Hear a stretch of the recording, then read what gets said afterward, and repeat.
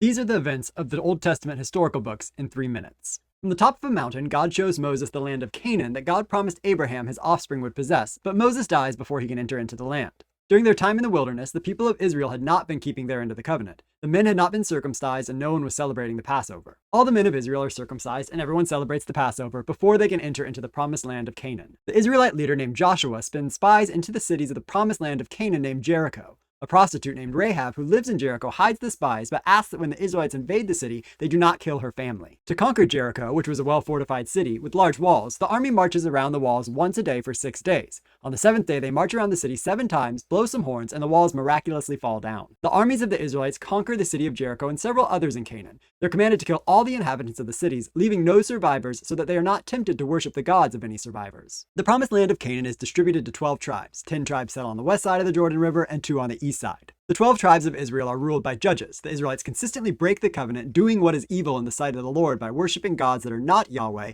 and as a result are defeated by the people around them. The people cry out to their God, Yahweh, who raises up a judge who rescues them, but then the people immediately go and worship other gods once again. One of the first judges, or temporary rulers, is a woman named Deborah. Under Deborah's leadership, the Israelites win a battle against the armies of a Canaanite general named Sisera. Sisera escapes the battle alive, hides with a woman named Jael, who drives a tent peg through his temple while he is sleeping. After the period of the judges, or temporary rulers, the people request that their leader, whose name's Samuel, appoint them a king. Samuel appoints Saul as the first king of the tribes of Israel. A shepherd boy named David, who's the youngest of 8 sons, kills a Philistine giant named Goliath with only a sling and stone, winning a war for Israel. After Saul's death, David is anointed king of Israel. He's celebrated as a king, but also does some pretty sleazy stuff, including sleeping with another man's wife and having that man put on the front lines of a battle, knowing that he will die. After David and his son, named Solomon, rule the united monarchy of Israel, the nation splits into 2, Israel in the north and Judah in the south. The 2 nations have a series of kings who mostly did what was evil in the sight of the Lord, largely by worshiping gods that were not Yahweh. As punishment for the kings and the people not keeping the covenant, the nation of Assyria takes over northern Israel in 722 BCE, and the kingdom of Babylon takes over southern Judah in 586 BCE.